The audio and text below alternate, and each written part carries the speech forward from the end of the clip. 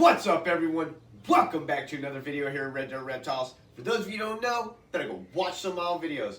And for those of y'all joining us back, let's get right the hell into this.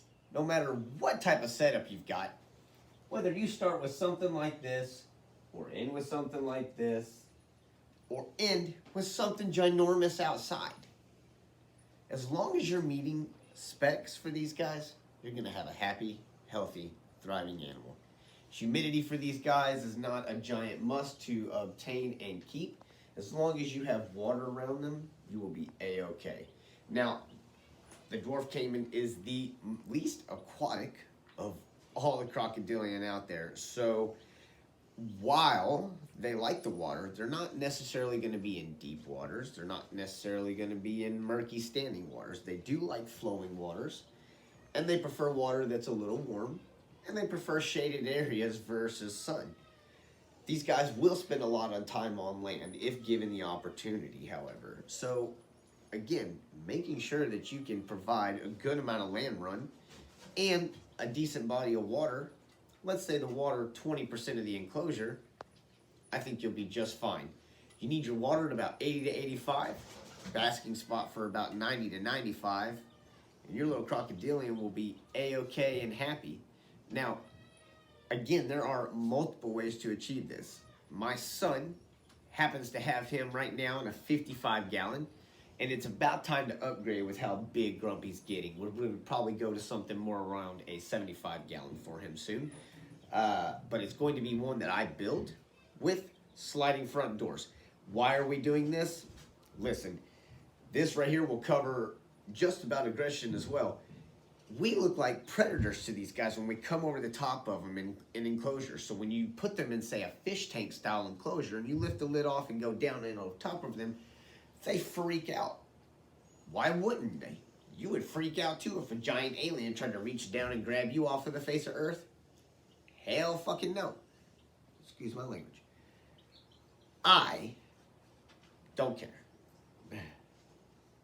Sliding doors, on the other hand, or front opening doors, allows me to keep the animal at a face value, or to be able to get underneath the animal.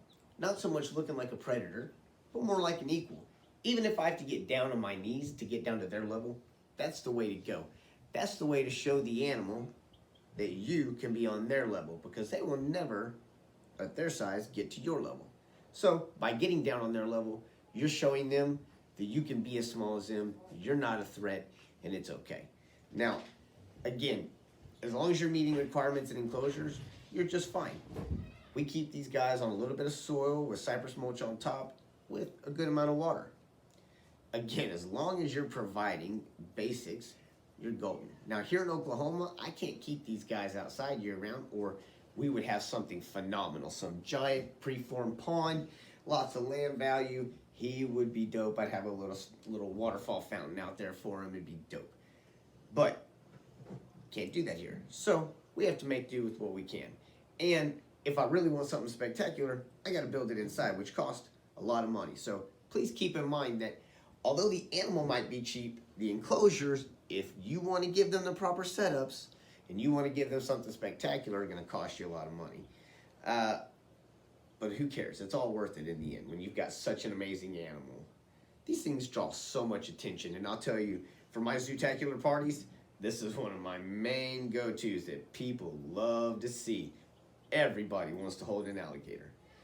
Anyway, we'll let y'all go, and we'll see you here in a little bit. I'm going to cover one quick question, and that's where to get this thing. If you would really want something like this, go to a reptile breeder. Everybody's got social media nowadays. Get on your Facebook and look up exotic animals in your area. 9 times out of 10, somebody's going to have one. If you happen to have a local reptile expo coming into your area soon, go to one of those. If you have a local reptile shop or something like that, go to one of those. Usually these people know where to find such things. There aren't many people breeding these, so finding a local breeder, unless you're out in Florida or something like that, probably is not going to happen. And you definitely don't want to go get online and just order one from a website such as Underground Reptiles, who just goes out and gets all their stuff wild caught, comes in with all kinds of parasites, and you never know what you're going to get. At least that's been my experience. If they've changed the game since then more props to them, but I've never met an unsick animal that's come from there, unfortunately. So I would say stay away from them and backwater reptiles. But that's my personal opinion. Again, I've just heard, I've never done business with these guys. A lot of times if you're finding these guys in a pet shop, make sure that they're sitting on proper husbandry, because if they're not sitting at proper husbandry, the animal's probably not going to be healthy when it leaves the shop and comes to you, and you want a happy, healthy animal from the moment you get them. So, yeah, think about that. Stay tuned to the next one. Thank you. Hey, what's up? Thanks for sticking with me through another video. If you like what you're seeing, please make sure to like, subscribe, and if you want, comment. Lets me know I'm doing a good job, and I'll continue to put out awesome videos. Y'all have a great one. We'll see you on the next one.